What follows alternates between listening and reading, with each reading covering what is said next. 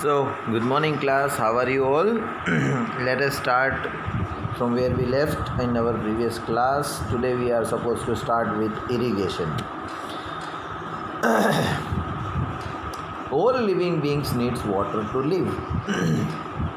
And water is important for the proper growth and development. Water is absorbed by the plant roots along with the water. Minerals and fertilizers are also absorbed. Plants contain nearly 90% of water, and water is essential because germination of seed does not take place under dry condition.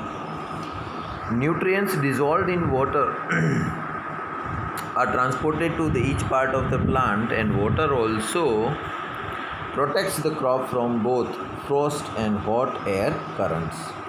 To maintain the moisture of the soil for the healthy crop growth, fields have to be watered regularly. अभी आपको पता है कि कोई भी living beings हो, चाहे वो बर्ड हो, इंसेक्ट हो, हाथी हो या चींटी हो, सबको पानी की ज़रूरत पड़ती है। अब सारे जानवरों को, सारे इंसानों को, सबको पानी की ज़रूरत, उसी तरह प्लांट्स भी लिविंग बींग्स हैं तो उनको भी वाटर की ज़रूरत पड़ती है। तो वाटर प्लांट 90% प्लांट्स में वाटर होता है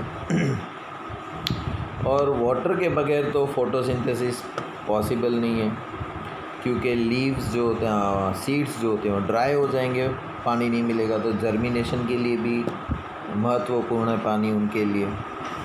so most of the activity of the plant is dependent on water.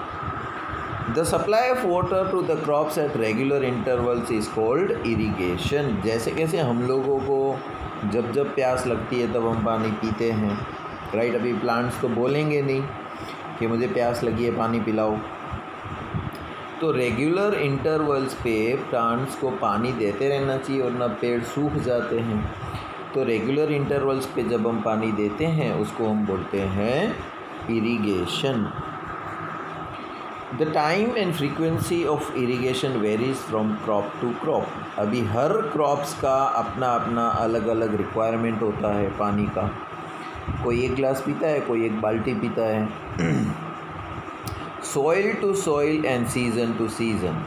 जैसे कैसे हमको सर्दियों में कम पानी लगता है, गर्मियों की सीज़न में बड़ा पानी चाहिए होता है, right? So depends on season to season, soil to soil. कौन से सॉइल में प्लांट उगा है उसके ऊपर भी फ़र्क पड़ता है, right? The frequency of watering is higher. Why is it so? Could it be due to the increase rate of evaporation of water from soil in the leaves.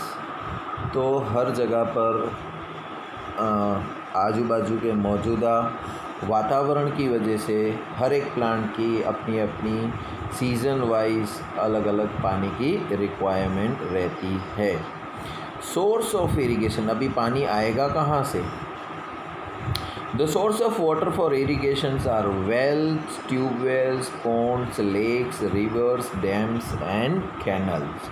हमें तो घर में क्या है, पानी कहाँ से मिलेगा? मटके में से या फिर फ्रीज की बोतल में से, राइट? लेकिन वहाँ पर आया कैसे? तो नल में जो पानी आता है उसमें से. तो नल में कहाँ से आया? तो म्यूनसिपाल्टी या पंचायत बेचती है उसमें से आया. उसके पास कहाँ से आया? तो नदी या तालाब में से आया. नदी तालाब में कहाँ से आया? तो रेन वाटर जो आया उसमें से आया. सो इन शॉर्ट इरिगेशन के लिए पानी जो हमको मिलता है वो वेल्स, कुएँ में से मिलेगा, ट्यूबवेल में से मिलेगा, तालाब में से मिलेगा, लेक में से मिलेगा, रिवर में से मिलेगा, डैम्स में मिलेगा और कैनल्स में से भी मिलेगा. So this are the sources of water. ये अलग अलग वाटर की जो सिस्टम होती है, राइट, वो है पिक्चर्स द्वारा दिखाया गया है आपको. Traditional method of irrigation. Tradition method क्या था? The water available in the wells, lakes and canals is lifted up by different methods in different regions for taking it to the fields. So कुएँ में से पानी या तालाब में से पानी निकालना,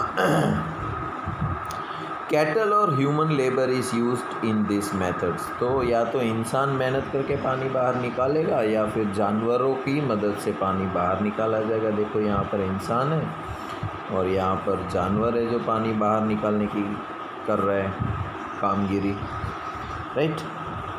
Cattle's or humans labor is used in this method, so these methods are cheaper but less efficient. ये सस्ते तो पड़ते हैं लेकिन इसकी कारगरता बहुत कम नापी जाती है. The various traditional ways और कौन कौन से हैं, तो एक होता है मोट सिस्टम यानी कि पुली सिस्टम, दूसरी है chain and pump system. Chain and pump system ये रहा. पहला वाला है मोट, इंसान निकलता है पुल्ली की मदद से, राइट. फिर है डकली यानी कि ढेकली जिसको बोलते हैं. फिर है राहत, लीवर सिस्टम, ये है हमारी राहत, राइट. बैल जो है वो लीवर को गोल गोल घुमाएगा और वहाँ से व्हील घूमेगा और व्हील नीचे से पानी निकाल के बाहर फेंकता जाएगा. मॉडर्न मेथड कौन से हैं हमारे इरिगेशन के, तो modern methods of irrigation help us to use water economically. The main methods used are sprinkler system. तो स्प्रिंकलर सिस्टम क्या होता है कि एक आपने देखा होगा गार्डन में कि गार्डन के बीचों बीच एक पाइपलाइन पानी की होती है और वो गोल गोल घूमती रहती है और पानी की दो ऐसे फव्वारे छूटते हैं ना पानी के, वो पूरे एरिया में थोड़ा थोड़ा पानी देते जाते हैं और सारा गार्डन गीला हो जाता है पानी.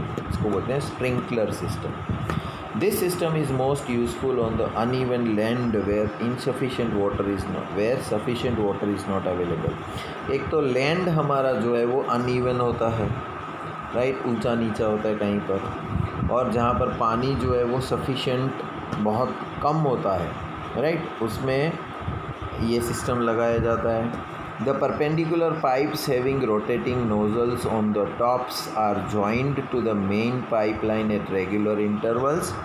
When water is allowed to flow through the main pipe under pressure with the help of a pump, it escapes from the rotating nozzle. तो नोज़ल में से जो पानी आता है वो रोटेटिंग होता रहता है. तो जब भी प्रेशर से पानी आएगा तो कभी यहाँ से निकला, कभी यहाँ से निकला, कभी यहाँ से निकला, तो ऐसे पानी रोटेशन में चारों तरफ फैलता रहता है.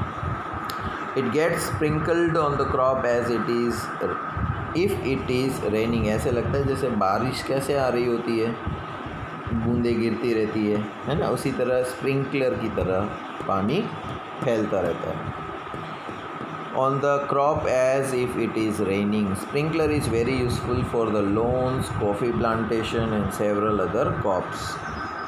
तो स्प्रिंकलर सिस्टम जो है वो कॉफ़ी प्लांट के लिए या घास उगाया है हमने, लॉन उगाई है, उसके लिए ज़्यादा कारगर होता है. दूसरा है drip irrigation system. In this system the water falls drop by drop directly near the root, so it is called the drip irrigation. अभी जहाँ पर पानी अवेलेबल है, राइट, जैसे एक नल लगाया गया है, प्लांट हमारा दूर है, तो नली हम टॉप में नल में लगा देंगे और जहाँ पर पेड़ है हमारा वहाँ पर एक छोटा सा छेद कर देंगे और नल चालू कर देंगे, राइट. तो छोटे से छेद में से एक एक ड्रॉप जितना पानी गिरता रहता है, इसीलिए इसका नाम है drip irrigation. It is the best technique for watering the fruit plants, gardens and trees. ये किसके लिए अच्छा रहता है? फ्रूट प्लांट्स के लिए, गार्डन्स के लिए और बड़े बड़े पेड़ों के लिए. Water is not wasted at all. यहाँ पर पानी बिल्कुल वेस्ट नहीं होता, एक एक बूंद जो है वो ज़मीन के अंदर उतर जाती है. आपने देखा होगा कि आपको जब बहुत सारी प्यास लगती है तो हम जल्दी जल्दी पीते हैं, तो क्या होता है, जितना पानी पेट में जाता है उससे थोड़ा तो यहाँ से साइड से, राइट, नीचे गिर जाता है, वो पानी वेस्ट गया. लेकिन हम लोग एक एक बूंद आराम से पिएंगे तो एक भी बूंद पानी की वेस्ट नहीं होगी, है ना. तो जैसे एक एक सिप हम पीते हैं तो पानी वेस्ट नहीं होता है. तो ड्रिप इरीगेशन में भी सेम होता है कि पानी वेस्ट नहीं जाता. It is a boon in the regions where availability of water is poor. ये एक आशीर्वाद रूप होता है जहाँ पर पानी की किल्लत होती है, जहाँ पानी कम मिलता है हमको, राइट, वहाँ पर ये सिस्टम बहुत आशीर्वाद रूप जैसे काम देती है. अभी हमने प्लांट को उगाने के लिए ज़मीन जोत दी, राइट, बीज भी डाल दिया, पानी भी डाल दिया और भगवान की दया से अच्छी फसल उग भी आई. लेकिन साथ साथ अनवांटेड प्लांट्स उग जाते हैं, जिसको हम बोलते हैं वीड्स, तो उसको बचाना पड़ेगा हमें प्लांट्स को उससे, वरना जो हम खाना प्लांट को देते हैं उसमें से आधा खाना तो ये वीड्स खा लेंगे और हमारा मेन प्लांट है वो भूखा रह जाएगा, और भूखा रहेगा तो उसका अच्छे से ग्रोथ नहीं होगा। तो उसका अच्छे से ग्रोथ हो इसके लिए हमें उसको वीड से बचाना पड़ेगा, protection from the weeds. Bujo and Paoli went to a nearby wheat field and showed that there were some other plants in the field growing along with the wheat plants. In a field, many other undesirable plants may grow naturally along with the crop, and these undesirable plants are called the weeds. The removal of weed is called the weeding. जो weeds को हटा देते हैं उस process का नाम है weeding. Weeding is necessary since weeds compete with the crop plants for water, nutrients, space and light.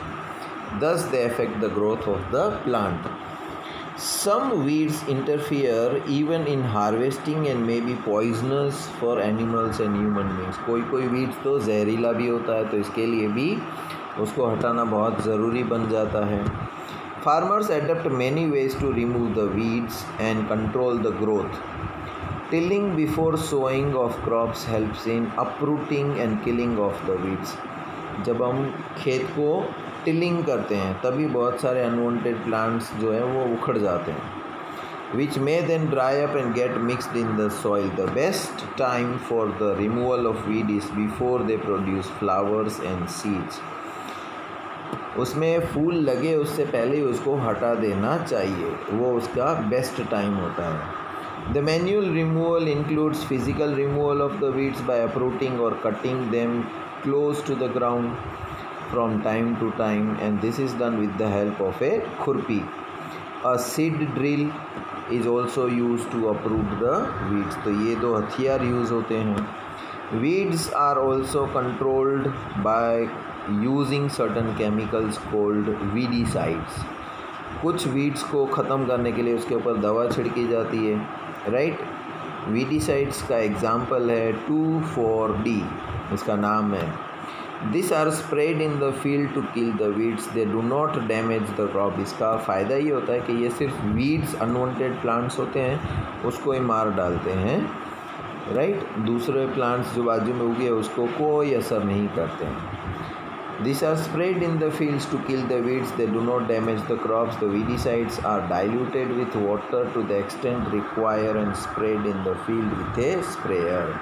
तो जैसे ये आदमी आपको दिख रहा है कि वो वीड्स स्प्रे कर रहा है, उसको पहले डाइल्यूट कर लिया जाता है पानी मिक्स करके, right. As already mentioned, the weedicides are spread during the vegetative growth of the weeds before flowering and seed formation. Spraying of weedicides may affect the health of the farmer, so you should use these chemicals very carefully. अभी वो plant को तो नुकसान नहीं करेगा, लेकिन जो आदमी छिड़क रहा है उसके ऊपर वो असर कर सकता है। इसके लिए प्रोटेक्शन रखना ज़रूरी है। मुंह के ऊपर बांध लेना चाहिए ताकि सांस के थ्रू अंदर न जाए। आँखों के ऊपर चश्मा पहन लेना चाहिए तो आँख में ना उड़े हमारे, और स्प्रे करने के बाद अच्छे से हाथ पैर धो लेने चाहिए हमें। So they should use the chemicals very carefully. They should cover their nose and mouth with a piece of cloth during spraying of these chemicals. अब हमने उसको वीड से भी बचा लिया। नेक्स्ट आता है हार्वेस्टिंग। जब हम उसको जो हमने बोया था वो उगा है, उसको अभी हमें काटने का टाइम आ गया है, राइट। तो हार्वेस्टिंग में क्या क्या मशीनरी यूज़ होती है, राइट। और हार्वेस्ट करने के बाद उसको स्टोर करना, संभाल के रखना भी इतना ही ज़रूरी है, राइट। तो ये टॉपिक हम कल उठाएंगे, फिर हमारा चैप्टर फिनिश हो जाएगा। तब तक के लिए good bye and take care.